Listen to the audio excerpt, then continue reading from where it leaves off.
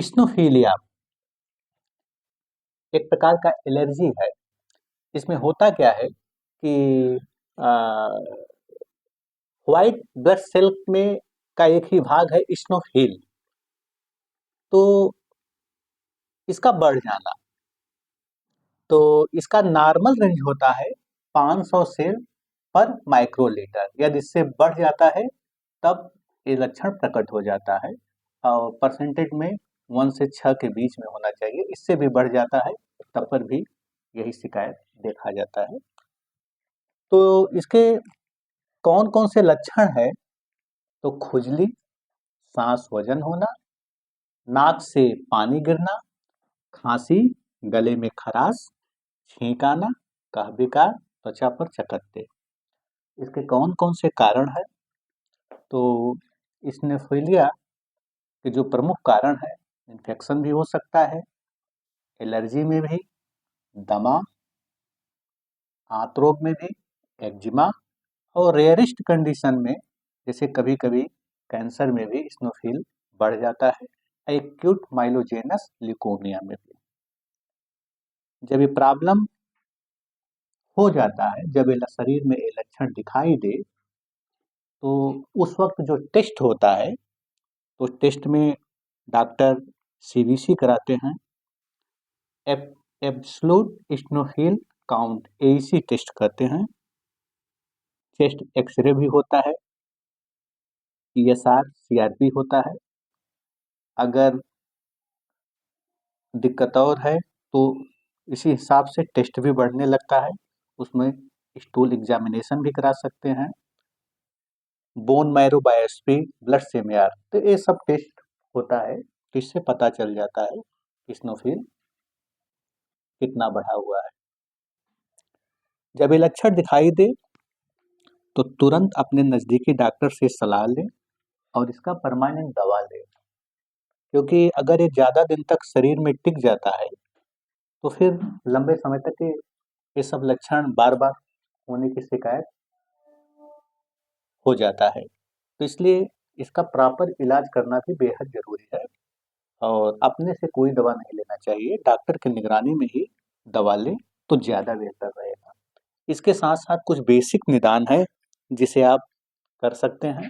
तो बेसिक निदान के लिए क्या ज़रूरी है, चलिए जानते हैं। तो बेसिक निदान के लिए जैसे आप गर्म पानी का सेवन कर सकते हैं सुबह के वक्त, और गर्म पानी का भाप भी ले सकते हैं। कभी-कभी गर्म पानी में विटामिन ई की गोली, जिसे इवोन कैप्सूल कहते हैं, उसका भी भाप लेने से भी राहत मिलता है। इसके साथ-साथ गर्म दूध के साथ चिरौंजी का सेवन भी काफ़ी लाभप्रद होता है, इसे भी आप कर सकते हैं, और इससे शरीर गर्म रहता है। और गर्म दूध के साथ खाना खाने से पहले लेना चाहिए, दूध के साथ। और बकरी का दूध, अगर एलर्जी ना हो तो इससे भी इम्यूनिटी पावर बढ़ता है, ये भी बेहद लाभकारी होता है। इसका सेवन खाना खाने से पहले कर सकते हैं। अजवाइन का सेवन, इसके इसका गर्म पानी में उबाल कर भी ले सकते हैं, इसका भाप भी ले सकते हैं, और चाय, गुड़ वाली चाय के साथ भी ले सकते हैं, सब भी कारगर हैं। तो इसे ज़रूर करना चाहिए। बादाम और अखरोट का सेवन भी कर सकते हैं। सुबह सेब और पपीता का भी सेवन कर सकते हैं। भीगा हुआ चना व मूंग का सेवन प्याज के साथ सुबह करने से यह भी काफ़ी फायदेमंद होता है, इसे भी आप कर सकते हैं। और गर्म दूध में अगर ज़्यादा दिक्कत हो रहा है तो हफ्ते में कम से कम 1 या 2 बार गर्म दूध में हल्दी का सेवन करने से ये तुरंत राहत मिलता है।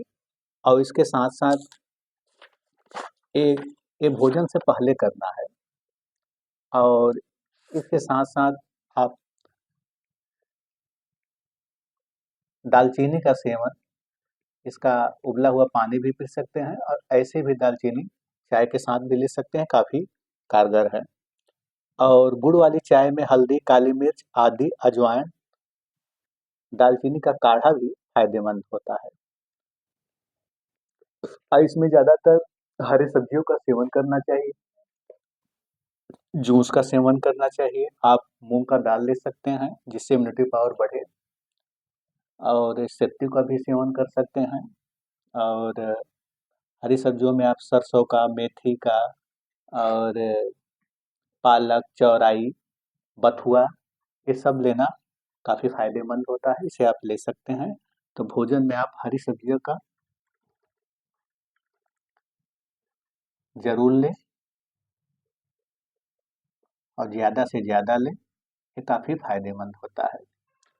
और उसके बाद कुछ परहेज़ भी रखना बेहद ज़रूरी है। तो परहेज़ के लिए आप क्या-क्या नहीं लेना है, तो ठंडा पेय से अवॉइड करिए, और शाम के वक़्त बिल्कुल ठंडा ठंडा पेय नहीं लेना है।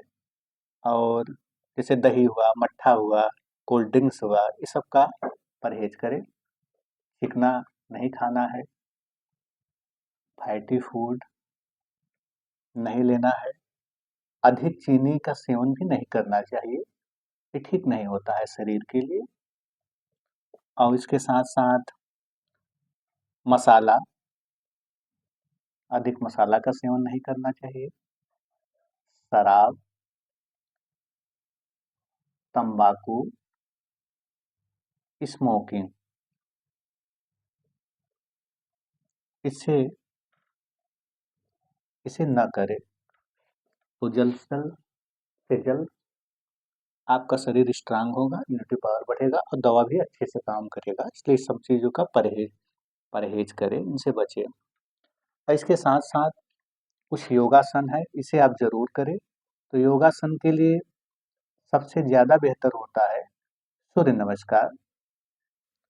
इसमें सूर्य, क्योंकि ऐसे लोगों में चंद्र नाड़ी की गति बढ़ जाती है और सूर्य नाड़ी शिथिल पड़ जाता है, इसलिए सूर्य नमस्कार जब भी आप करेंगे, तो इससे आपका सूर्य नाड़ी एक्टिव होगा, और जब सूर्य नाड़ी एक्टिव होगा, तो एलर्जी वाली प्रॉब्लम धीरे-धीरे कम होना चालू हो जाएगा। तो इसे आपको ज़रूर करना है।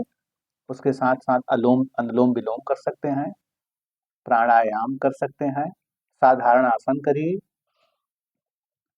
और ध्यान करिए, और सुबह का टहलना, यह भी बेहद इम्पोर्टेंट है, इसे ज़रूर करें।